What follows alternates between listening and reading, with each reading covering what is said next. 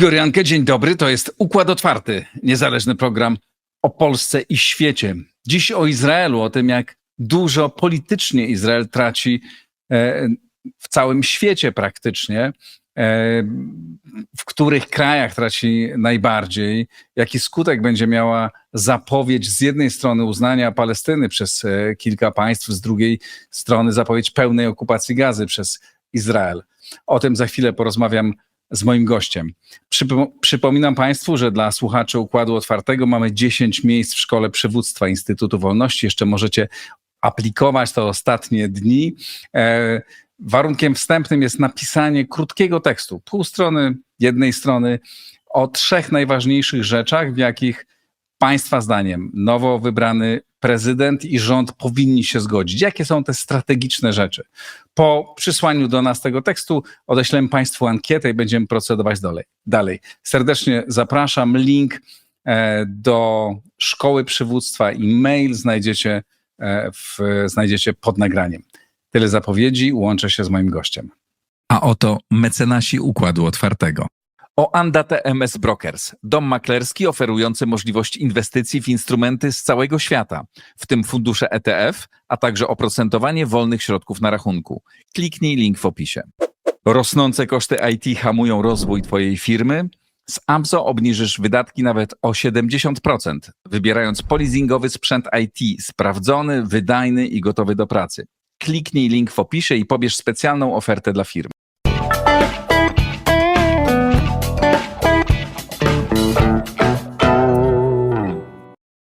Paweł Rakowski, ekspert od Bliskiego Wschodu, wielokrotny gość Układu Otwartego. Dzień dobry, Pawle. Dzień dobry, witam Państwa. Powiedz, zacznijmy od tej deklaracji o pełnej okupacji Gazy, deklaracji premiera Netanjahu. Co ona może praktycznie oznaczać? Znaczy, to jest znowu kolejny komunikat na użytek wewnętrzny i zewnętrzny. Fakty są takie, że Izrael nie okupuje całej Gazy. Czy w ogóle taka forma okupacji byłaby potrzebna komukolwiek? Raczej nie, wątpię w to. Natomiast podejrzewam, że to jest bardziej reakcja na problemy jakieś tam wewnętrzne. Przede wszystkim chodzi o to, że to, co idzie ze świata, odbija się rykoszetem też i na izraelską politykę wewnętrzną. To, co idzie ze świata, to akurat nie można mieć pretensji o to, że idzie. To rozpocznijmy od tego. Natomiast to wydaje mi się, że to jest tak jakby taka usiłowanie odbicia piłeczki ping-pongowej przez Netanjahu do tego, żeby tutaj powstrzymywać pewne procesy, które są skrajnie niekorzystne. Ja tylko przypomnę, że teraz pojawiła się w ogóle tak jakby głos ze strony nie tylko obecnego kierownictwa armii, ale też i taki filmik wyszedł z byłymi dowódcami wojskowymi Mossadu, Shin Bet, czyli bezpieki, którzy nawołują do tego, żeby tą wojnę zaprzestać. Tak więc ciśnienie jest bardzo, bardzo duże. Netanjahu tutaj próbuje w pewien sposób tak jakby postraszyć dalej, tak? Postraszyć dalej, bo fakty są takie, że jakakolwiek okupacja Gazy nie ma żadnego sensu.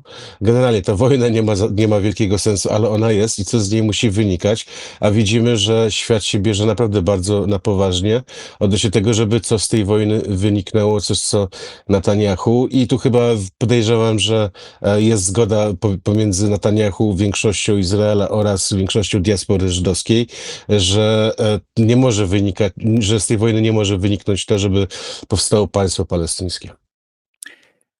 Zanim zapytam Cię o reakcję świata i o tym, jak Izrael traci bądź zyskuje, jeśli gdziekolwiek zyskuje, to powiedz proszę, jaka jest dziś sytuacja Gazy? Jaka jest sytuacja humanitarna w Gazie? Co tam się dzieje? Znaczy, Gaza jest przecięta na pół przede wszystkim, tak?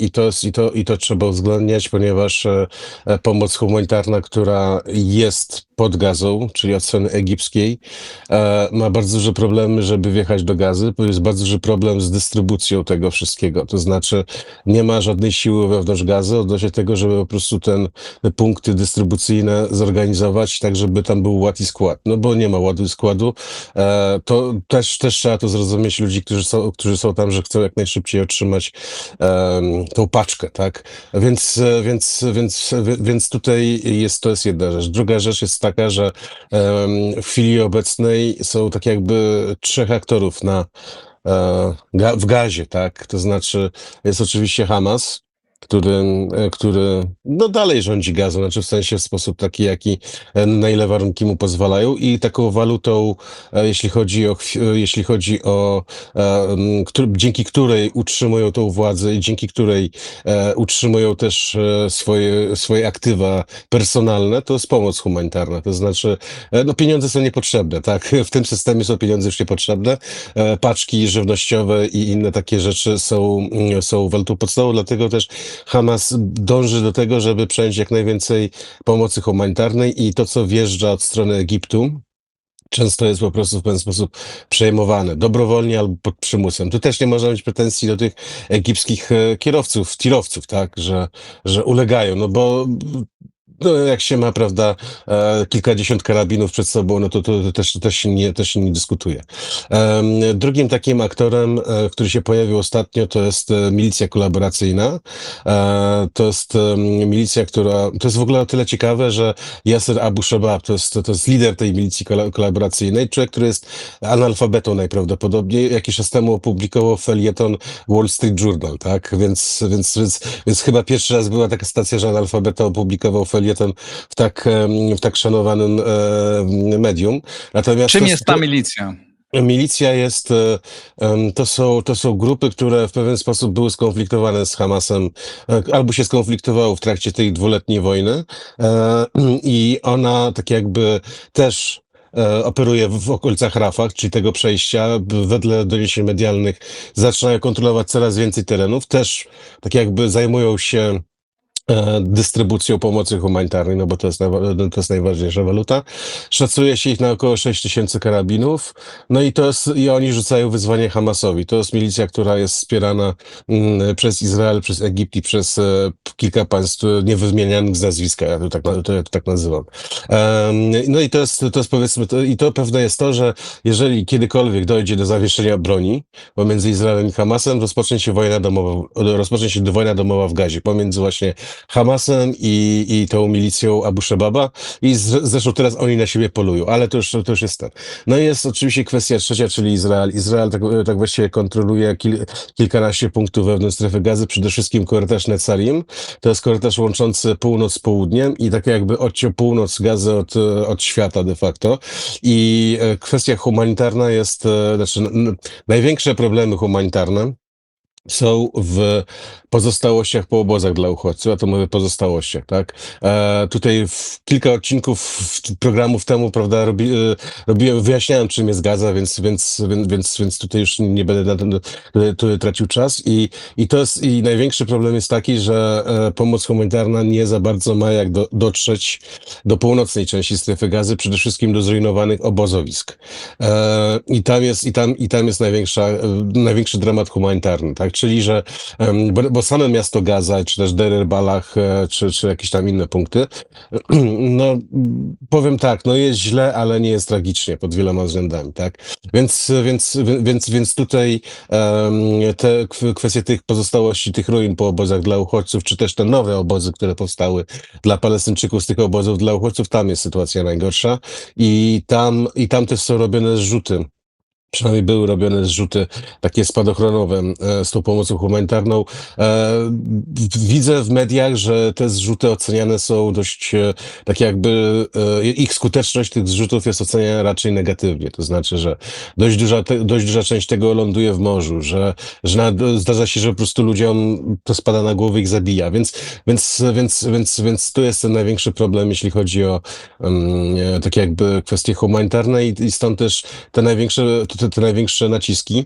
Natomiast jeśli chodzi o tak jakby sytuację wewnętrzną, też trzeba tutaj podkreślić to, że mamy teraz w chwili obecnej lato, jest ponad 40 stopni, więc jeszcze dochodzi nam problem z wodą, tak, no bo wody morskiej nie można pić i to też jest kolejny tak jakby problem dnia codziennego, tak, no bo wiadomo, że w takiej sytuacji to szczególnie osoby starsze i dzieci po prostu są narażone po prostu na śmierć, jeżeli jest kwestia odwodnienia.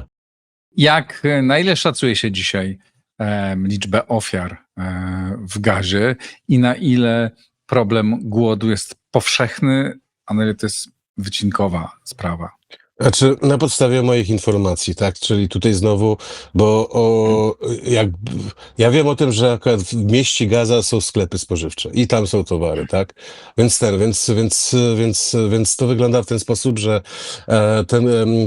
kwestia głodu jest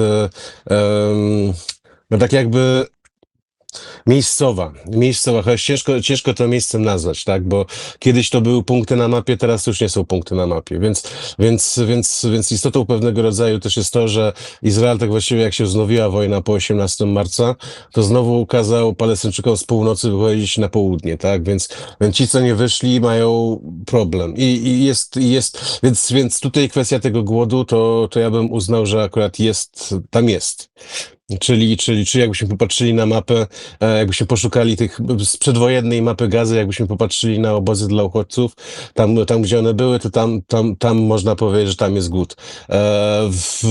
W takich miastach jak Gaza czy Deir el-Balah, w Deir el-Balah tak właściwie dopiero kilka dni temu było pierwsze działanie armii izraelskiej od początku wojny, więc to też trzeba podkreślić to, że Hamas, jak tłumaczyłem wielokrotnie, to jest dziecko obozów dla uchodźców i wojna była skupiona w obozach dla uchodźców. Te miasta, które tam są, oczywiście były bombardowane, ale one nie były tak jakby miejscem takich jakichś zażartych walk. Jeśli chodzi o kwestię ofiar, to oczywiście pojawiają się jakieś wielkie, po prostu astronomiczne kwoty, tak, 400 000. Mohammed bin Salman na posiedzeniu, czyli saudyjski następca tronu, na posiedzeniu Ligi Arabskiej powiedział, że 120 000. No, wydaje mi się, że 50-60 000 byłoby najbardziej wiarygodne, tylko to są dane tak jakby z wewnątrz Gazy. Ja tylko też jedną rzecz tutaj muszę zaznaczyć i to nie jest kwestia jakiejś dekonstrukcji tego, że tam jest tragedia, no bo to nie jest żadna dekonstrukcja tego, że tam jest tragedia, ale tam jest klimat ciepły, więc ale w islamie jest tak, że chowa się od razu. Czyli że z jednej strony no, może być więcej, może być mniej, tak? I tego się najprawdopodobniej nigdy nie dowiemy. No i też gdyby była taka kwestia, że tam zginęło 400 000 ludzi, czyli de facto jedna piąta przedwojennej Gazy, no to byśmy też mieli chyba do czynienia z jakąś epidemią, tak, no bo to po prostu stan higieniczny tego tam jest taki, jaki jest, więc ja bym szacował te do 50-60 000, coś co akurat i tak jest wielkością tak właściwie, no, małego miasta w Polsce, no ale też nie przesadzałbym, jeśli chodzi o setki tysięcy, no przynajmniej, bo też problemem, jeśli chodzi o Gazę, jest to, że wewnątrz tak właściwie to już teraz mamy, znaczy od 2 lat prawie mamy, tak, że mamy tylko i wyłącznie media sympatyzujące i tak właściwie, a organizacje państwowe, czy też parapaństwowe, takie właśnie podległe autonomii palestyńskiej są de facto hamasowe, więc ja uważam, że dość dużo, jeśli chodzi o tą wojnę, trzeba będzie w przyszłości powyjaśniać i o ile to w ogóle będzie możliwe, no bo to też informacja jest z wojną, jak wiemy. Niezależnie od tego, znaczy oczywiście każda jedna ofiara to jest wielki dramat, ale czy mówimy o 100 czy o 50 tysiącach ofiar, to są liczby ogromne. To jest tragedia, to jest dramat. Ten głód, nawet jeśli nie jest w całej Gazie, tylko w niektórych miejscach, to jest rzecz koszmarna. Te dramatyczne obrazy obiegają cały świat, no i wywołują oczywiście bardzo silne reakcje. I chciałem, żebyśmy teraz przeszli do tego zasadniczego tematu naszej rozmowy, czyli do tego, jak świat na to reaguje i jak Izrael na tej sytuacji traci. W ostatnich dniach, w ostatnich tygodniach mieliśmy deklarację, zapowiedź uznania państwa Izrael przez Francję, Wielką Kanadę, a wcześniej przez inne państwa. Zapewne ta sytuacja, do tego też te państwa popchnęły nastroje w tych dużych, bardzo ważnych krajach, też popchnęły do tego te rządy. Opowiedz, jak to wygląda w całym świecie, na ile sytuacja międzynarodowa Izraela się zmienia? To znaczy tak, to już, bo znowu kwestie Gazy trzeba patrzeć troszeczkę szerzej, jeśli chodzi w ogóle o cały Bliski Wschód. I ja na tym całym Bliskim Wschodzie widziałem to, znaczy generalnie żyjemy na Nowym Bliskim Wschodzie i ten Nowy Bliski Wschód jest ułożony przez Amerykanów wyłącznie. Tak, wyłącznie. A ten Nowy Bliski Wschód polega na tym, że kuratela nad całym tym towarzystwem to jest turecka. Coś, co się Izraelowi bardzo mocno nie podoba. I ja akurat przez te miesiące obserwacji tego Bliskiego Wschodu na wszystkich tych odcinkach zauważam to, że po prostu Amerykanie nie mają balansu, a jak nie ma balansu, to po prostu jest źle, bo jest dominacja. Więc zauważalne jest to, że cały ten proces uruchomienia kwestii francuskiej, to znaczy tutaj przez bo Paryż bo Paryż to ma chyba obok Londynu ma największe znaczenie, czy powinien być najbardziej aktywny. Tego nie było. Tego nie było. Macron w ogóle tak właściwie chyba był na wakacjach. I w ostatnich dniach bardzo mocno Paryż się zaktywizował. Paryż stał się miejscem spotkań. Tutaj jeśli chodzi o kwestię syryjską, ale też kwestia jest taka, że była konferencja francusko-saudyjska odnośnie właśnie tematu palestyńskiego. Ja tu podkreślam rolę Arabii Saudyjskiej. To znaczy, gdyby była inicjatywa tylko i wyłącznie Macrona, to już Trump się wypowiedział, co myśli o Macronie, to znaczy, że nieważne co Macron ma do powiedzenia, to jest zupełnie nieważne. Tak kilka dni temu, jak był w Europie, Trump się wyraził o francuskim prezydencie, ale jak tutaj już mamy Arabię Saudyjską, to już mamy tak jakby bardzo poważnego gracza stojącego za Macronem, ponieważ z Arabią Saudyjską musi się liczyć i Netanyahu, a przede wszystkim Trump. To znaczy tutaj przypomnę, że w maju 3 kraje arabskie zadeklarowały, że zapłacą potężne pieniądze Amerykanom i teraz istota jest taka, że te 3 kraje, że Arabia Saudyjska wspiera działania europejskie, do tego, żeby kraje europejskie pojawiły się poprzez Palestynę znowu w Europie. To w ten sposób to wygląda i ja to zauważam, to jeśli chodzi o sprawy gazy, to jest o tyle zasadnicze, że Izrael od wielu, wielu lat traktuje Europę jako wrogie dla siebie terytorium. Jest to związane przede wszystkim to, że lewicowy charakter czy też oblicze jest zawsze propalestyńskie, a to zawsze Izrael denerwowało. Europa chce dobrze żyć z Iranem. To jest coś, co akurat Izrael nie lubi. No i też jest bardzo duża imigracja, szczególnie z krajów muzułmańskich i ta imigracja też nadaje nastrój wewnętrzny, jeśli chodzi o kraje europejskie. Ja tylko przypomnę, że kilka miesięcy temu była taka sytuacja w Amsterdamie, że Marokańczycy, mieszkańcy Amsterdamu pobili izraelskich kibiców piłkarskich. Tak więc to wszystko to czyni tak jakby potężny, tak jakby nastrój, że Izrael odwrócił się od Europy. To znaczy ten proces to już, on był zapoczątkowany wiele lat temu, tak? Tylko że w chwili obecnej to on się domyka w pewien sposób, tak? Natomiast Europa nie może zostawić Bliskiego Wschodu. Ja mam nadzieję, że nigdy nie zostawi tego Bliskiego Wschodu, bo dominacja amerykańska tam, szczególnie, że interesy europejskie i amerykańskie się rozmywają, jeśli chodzi o Bliski Wschód, no Europa musi być obecna na Bliskim Wschodzie. To jest nasze bezpośrednie sąsiedztwo.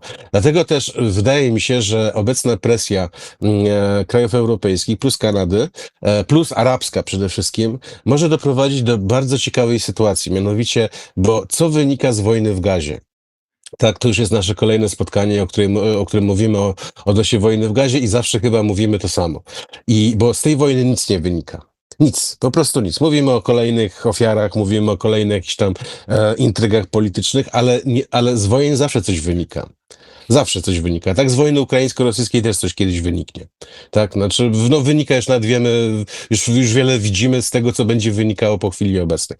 A wojna w Gazie tak właściwie do nic, nic nie wynika. Znaczy, wojna w Gazie doprowadziła do wojny z Iranem, to jest fakt i wojna z Iranem jest satysfakcjonująca dla Amerykanów i dla Arabów.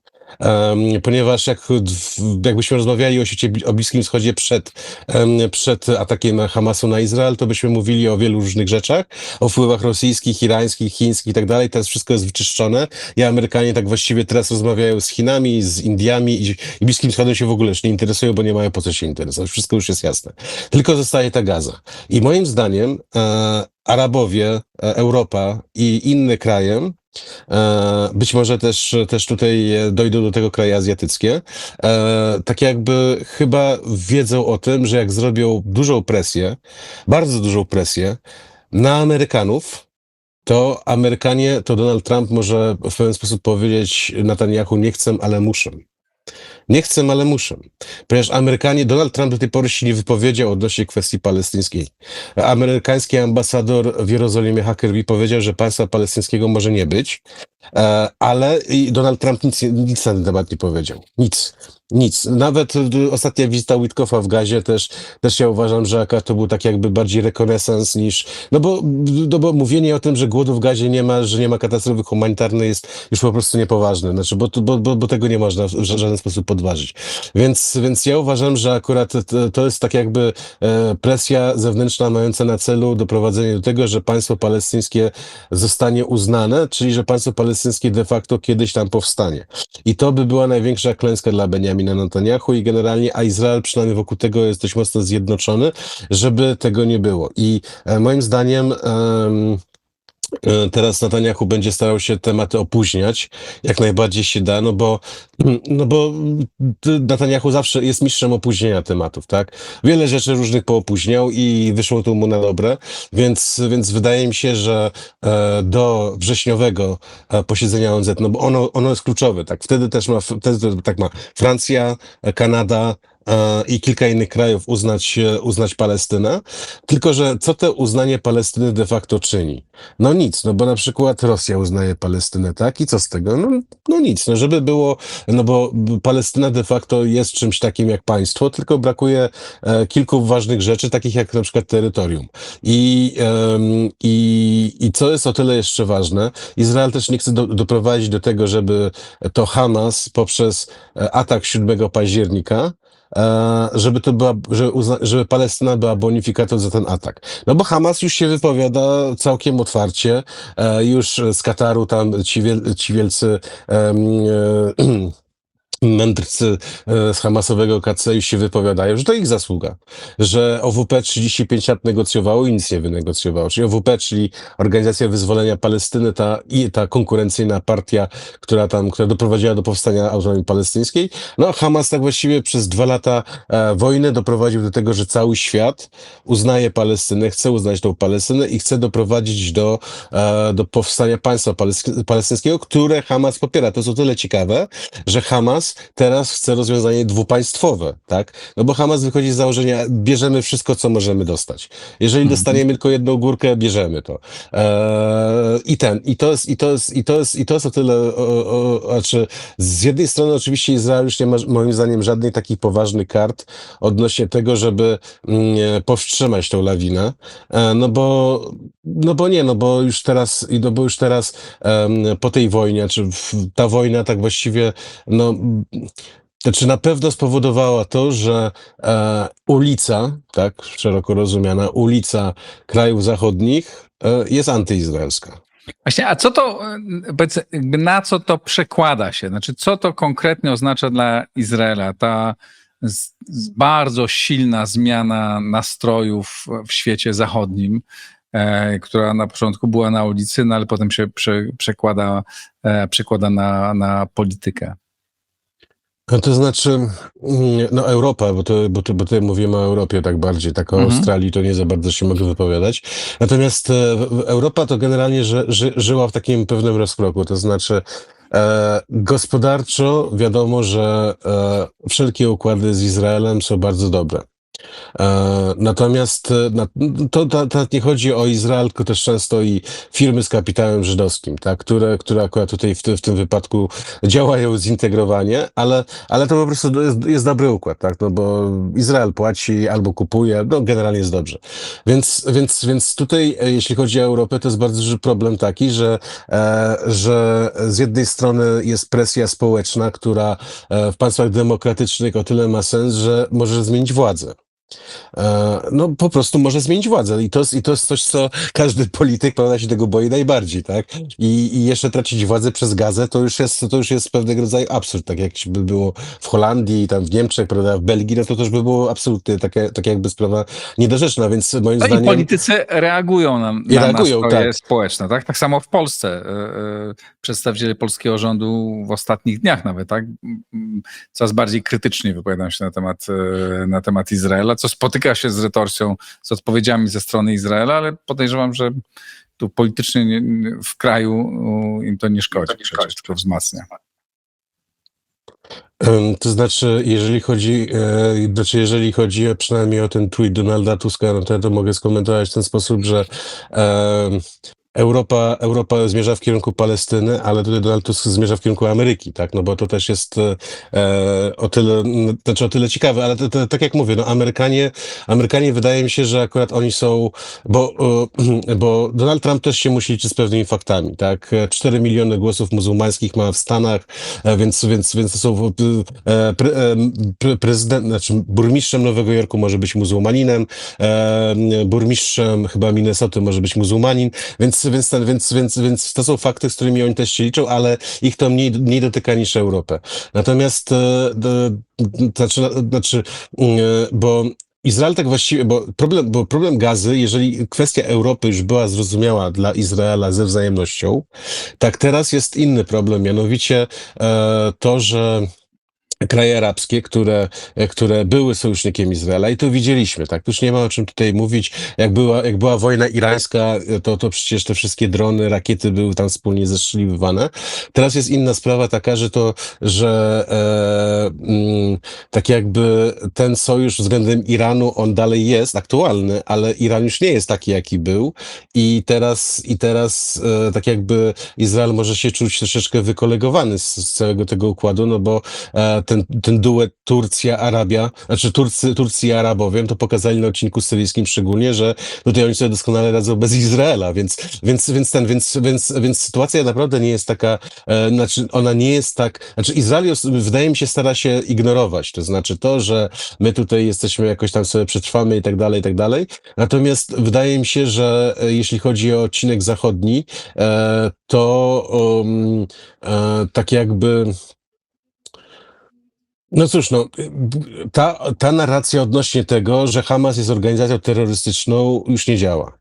Ja to mówię bardzo, bardzo brutalnie i uczciwie, z tego względu, że w Syrii, kto rządzi Syrią, tak? No właśnie. Więc to jest to samo co Hamas. Więc nawet sam Zachód sobie sam wytrącił pewne narzędzia odnośnie tego, żeby tutaj nakładać jakieś kategorie moralne na Izrael. To jest smutne, to smutne, ale też prawdziwe, więc wydaje mi się, że kryzys pomiędzy Izraelem i Europą, on będzie taki poważniejszy dopiero się zaczyna no i tak to wygląda i też będzie wyzwanie szczególnie dla krajów w Europie, które chcą żyć dobrze ze Stanami Zjednoczonymi, tak? To znaczy, bo tutaj będziemy w pewnego rodzaju rozkroku takim, że no bo też co jest bardzo ważne i to muszę o tym od razu wspomnieć, wznowiły się kontakty Netanyahu-Putin. No bo dla Netanyahu Putin jest tutaj człowiekiem, z którym trzeba rozmawiać, no bo Turcy przerażają zarówno Netanyahu i Putina, no bo Turcy stają się teraz nową potęgą regionalną, no i też Putin tutaj ma wpływ, znaczy no nie ma aż takiego dobrego wpływu, no bo już z Iranem to się troszeczkę tam powyjaśniało, ale wiele rzeczy, jeśli chodzi o kwestie bliskowschodnie, to z Putinem trzeba rozmawiać. To jest właśnie też problem Europy, że z Europą nie ma o czym rozmawiać, jeśli chodzi o Bliskowschodnie, no bo tematy bliskowschodnie, no bo Europy generalnie nie ma na Bliskim Wschodzie i to też jest tak jakby kolejny tak jakby element tej układanki, w której to no, Europa troszeczkę w ostatnie lata no niestety niezbyt dobrze tutaj zadziałała. Na ile Izrael może być pewny wsparcia Stanów Zjednoczonych? Jakie tu mogą pojawić się problemy, twoim zdaniem? Znaczy, moim zdaniem wsparcie Stanów Zjednoczonych pod tytułem finansowym, militarnym jest bezwzględne i totalne. Natomiast problem zacznie się po wojnie. Bardzo duży. Bardzo duży. Jaki? Bardzo, bardzo duży. Mianowicie to, że to już się zaczęło też kilka lat temu, jak jeszcze była pierwsza część kadencji Bidena. W amerykańskiej polityce zaczęto pytać, była ta Ilhan Omar, taka kongresmenka z Somalii, która zaczęła łamać tabu, to znaczy, a dlaczego amerykański podatnik ma pomagać Izraelowi? I było kilka takich kobiet w poprzednim kongresie i też coraz więcej, jak ja obserwuję, no, publicystów amerykańskich, którzy sympatyzują z obecną władzą, znaczy z obecną administracją, to oni też zadają pytania. Znaczy tutaj od razu powiem, no, Tucker Carlson, tak, on jest chyba najbardziej taki flagowy, jeśli chodzi o ten obóz konserwatywny, no to on coraz bardziej tutaj porusza tematy, które jeszcze lata temu nie byłyby poruszane, więc o co tutaj chodzi? Mianowicie to, że może być, coraz bardziej się pojawia sprzeciw oddolny w Ameryce, żeby być zaangażowany militarnie w innych częściach świata, no i też, żeby to do Izraela trafiały no, pewne subsydia, czy też pewna pomoc, więc wydaje mi się, że do momentu, w którym trwa wojna, to Izrael ma wszystko zapewnione, natomiast po zakończeniu tej wojny to mogą być problemy pod tytułem takim, że ta pomoc może być tak jakby uwarunkowana, to znaczy, bo Netanyahu doprowadził do tego, że nigdy wcześniej w historii Izrael tak nie był uzależniony od Stanów Zjednoczonych. Izrael od lat 90. starał się wychodzić z tego uzależnienia, takiego totalnego, który wpadł w latach 80. przez awanturę w Libanie, więc Netanyahu tak jakby teraz zupełnie się uzależnił od amerykańskiej pomocy, co też trzeba tu wziąć pod uwagę to, że niewykluczone, że po prostu bojkot, który jest nałożony na Izrael, znaczy bojkot na pewno oddolny, szczególnie u konsumentów na Zachodzie, no może być po prostu w pewien sposób też bardzo godzący w izraelską gospodarkę a tutaj się wszystko musi balansować i bilansować, więc ja uważam, że konsekwencje tej wojny na relacjach Stany Zjednoczone-Izrael dopiero poznamy za kilkanaście lat, kiedy to naprawdę może być taka sytuacja, że nie wiem, czy ta administracja, ale być może przyszła, albo następca następcy może po prostu uznać to, że no jakieś muszą być podstawowe warunki tutaj spełnione, tak? Więc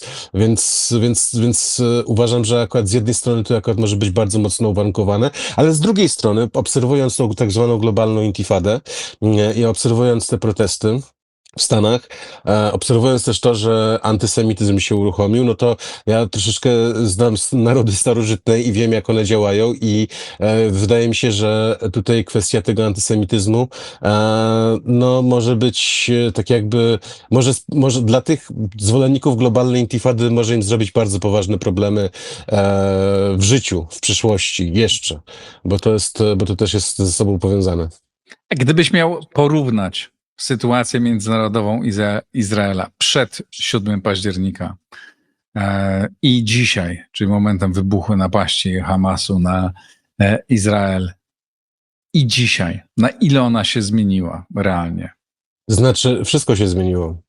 Wszystko się zmieniło i ja najchętniej bym chciał, jakbyśmy mogli cofnąć czas, tak, to najchętniej bym chciał, żeby Netanyahu odebrał ten telefon o 5:30 7 października, tak, no bo to mu zarzucają to, że nie wstał, nie odebrał telefonu i przez to był ten atak. No, czy to jest tak mu wrogowie politycznie zarzucają. No bo wszystko się zmieniło i wszystko moim zdaniem na gorsze.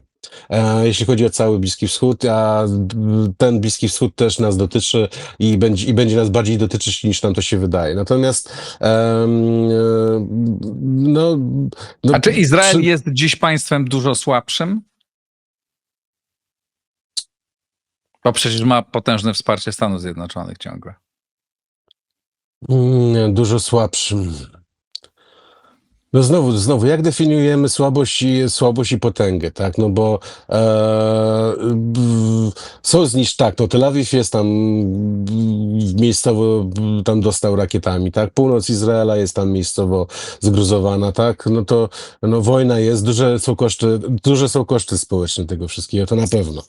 Chyba największe w historii, tak? Ponad 15 000 zabitych i rannych.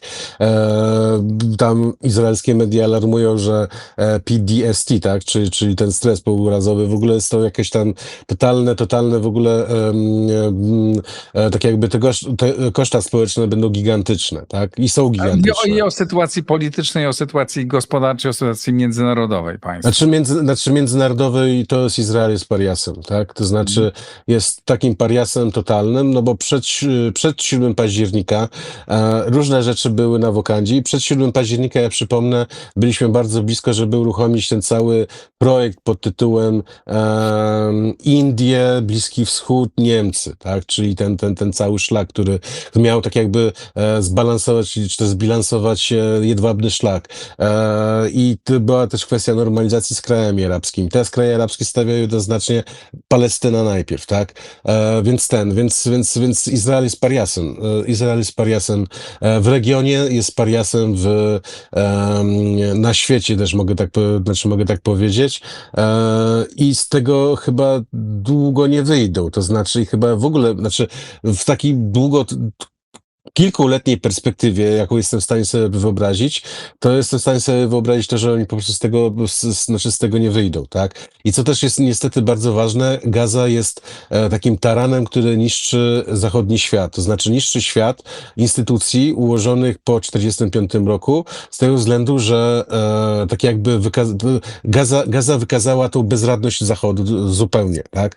Ponieważ to nie jest, Gaza to nie jest w środkowej Afryce, czy w południowej Afryce, czy gdzieś w buszu Amazonii, tak? Gaza jest godzinę lotu od Rzymu. Albo 1,5 godziny lotu od Rzymu, tak? Jest 40 minut lotu od Cypru, więc od Marsylii to ja nie wiem, może 2 godziny. Więc my tu mówimy o terenie, w którym doszło do takiej tragedii, tak właśnie u boku Europy i tak jakby te wszystkie instytucje, ONZ i tak dalej i Trybunał w Hadze, no to też wykaże się, że akurat to jest dobre, jeśli chodzi o bananowe republiki, to jest dobre, jeśli chodzi o jakichś wataszków w południowej Ameryce czy w Azji Południowo-Wschodniej, ale nie jeśli chodzi o kaliber państwowy, więc ja uważam, że akurat tutaj sytuacja Izraela jest znacznie, ale to znacznie gorsza i pod względem bezpieczeństwa, moim zdaniem, tak jak mówiłem, ten Izrael wygrał tu wojnę regionalną, wojny w Gazie nie wygrał i to teraz widzimy jeszcze bardziej, jak bardzo jest to, nie jest to wygrana. Pod względem wojny regionalnej to wygrał i tutaj mogę powiedzieć tak, że ten podział Nowego Bliskiego Wschodu to będzie polegał na tym, że Turcja bierze wszystko, co jest na ziemi, a Izrael wszystko, co jest w powietrzu, no bo po prostu Izrael tak właśnie pokazał to, że dysponując taką przewagą lotniczą, no to po prostu jest w stanie tak właściwie zmieniać i politykę, i realia, i tak właściwie wszelkie układy u sąsiadów.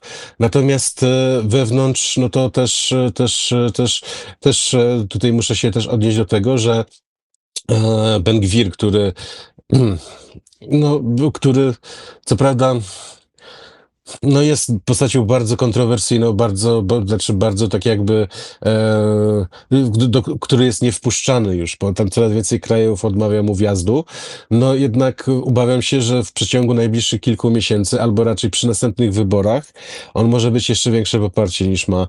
No bo tak jest zawsze, że ludzie tego pokroju, populiści i radykałowie po prostu w kryzysach się najlepiej odnajdują, więc najlepiej się odnajdują pod względem poparcia społecznego, a nie pod względem realnego działania, no bo Ben Gvir tak właściwie słynie z różnych komentarzy bardzo kontrowersyjnych. On też bardzo dużo złego robi, to znaczy, bo wiele rzeczy, które tak właściwie wiraluje, jeśli chodzi o i burzy opinię publiczną, szczególnie na Zachodzie i na Bliskim Wschodzie, to są wypowiedzi Ben Gvira i jego działania. Tak, wczoraj Ben Gvir był w Jerozolimie pod meczetem Al-Aqsa, więc na co to komu, po co to komu, nie wiem, ale to też powoduje to, że te nastroje po prostu będą zupełnie nie nadające się do jakiejś sensownej koegzystencji. No niestety to tak to wygląda.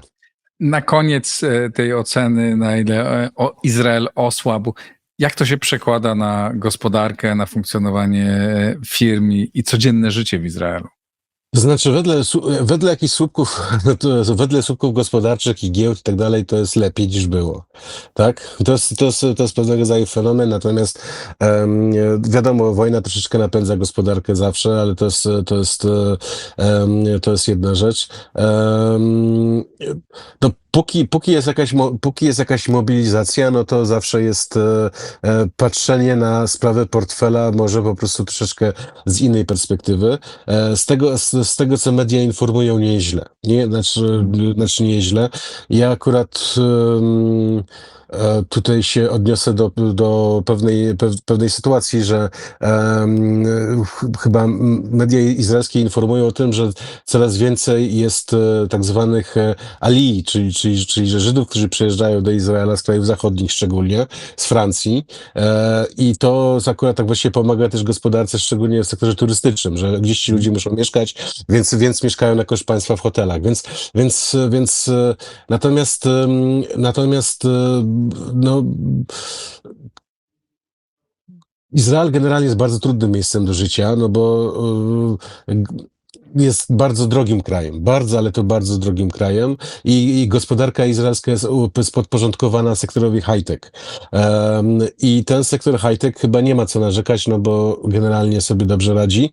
Natomiast wydaje mi się, że też większy problem jest dla ludzi, tych tak zwanych prostych ludzi, w związku też z cenami i tak dalej, tylko że tak zwani prości ludzie to są wyborcy Netanyahu. Więc to też jest coś, co akurat Netanyahu musi myśleć. Ostatnio mu w sondażach spadło, natomiast no jeszcze on ma 1,5 roku pełnej kadencji i wydaje mi się, że z Trumpem on tą kadencję dociągnie do samego końca. Natomiast nie wiem, czy później będzie, no bo Netanyahu stał się po prostu politykiem już trefnym, znaczy trefnym pod tytułem takim, że Arabowie chcieliby się znormalizować z Izraelem, znaczy ja mówię o Arabii Saudyjskiej, chciałaby się znormalizować z Izraelem, ale Netanyahu ma te 50 000 ludzi w gazie na sumieniu i on jest trefny.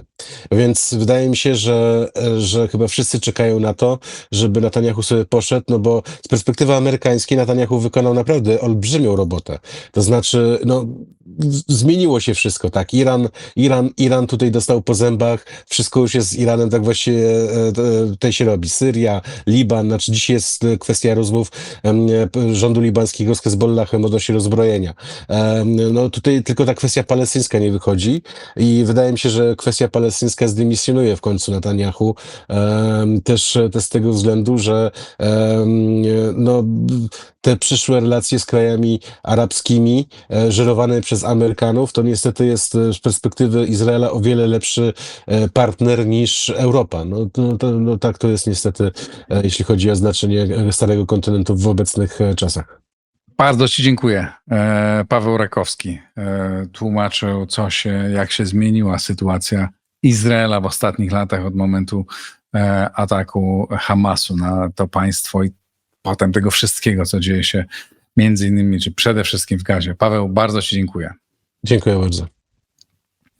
Dziękuję Państwu, czekam na Państwa komentarze. Przypominam o Szkole Przywództwa Instytutu Wolności. Możecie aplikować, link i adres mailowy znajdziecie pod nagraniem. Wspierajcie Układ Otwarty. Możecie to zrobić za pośrednictwem mojego profilu w serwisie patronite.pl. Wszystkich patronów serdecznie pozdrawiam. Do następnego razu.